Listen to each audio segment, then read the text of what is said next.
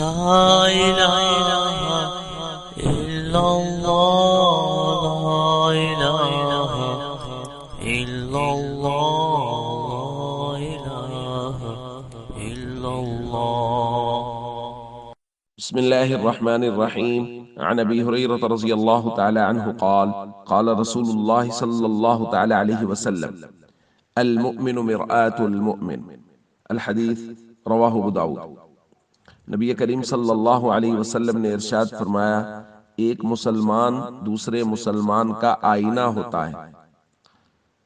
دوستو یہ بہت بلیغ تشبیہ ہے نبی کریم صلی اللہ علیہ وسلم نے جو بیان فرمائی ہے کہ جس طرح آئینہ دیکھنے والا شخص آئینہ صرف اسی کو دکھاتا ہے کہ اس میں کیا عیب ہے.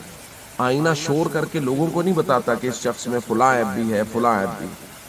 اسی طرح ایک مسلمان کی شان یہ ہونی چاہیے کہ اگر اس کو کسی دوسرے مسلمان میں عیب نظر آئے تو چونکہ حضور نے فرمایا کہ مسلمان کو مسلمان کا آئینہ ہونا چاہیے تو اس شخص کو چاہیے کہ وہ اکیلے اس شخص کو بتائے کہ آپ میں یہ چیز ہے اس کو درست کرنا چاہیے.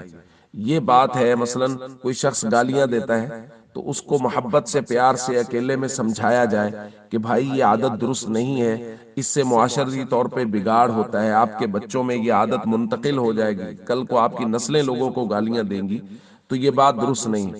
اسی طرح کسی اندر کسی آدمی میں کوئی اور عیب ہے تو اس عیب کو بجائے اس کے کہ لوگوں کے سامنے اچھالتے پھریں صرف اس شخص تک پہنچائیں اور اصلاح کی نیت سے اس اکیلے کو مل کے اس سے درخواست کریں کہ بھائی یہ بات یہ غلط ہے, یہ نہیں ہونی چاہیے, تاکہ وہ از خود اس کی اصلاح کرے.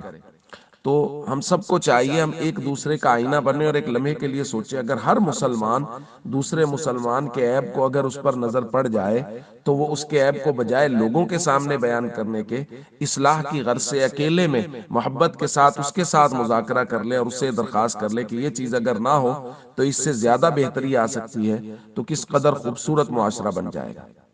السلام علیکم ورحمۃ اللہ وبرکاتہ.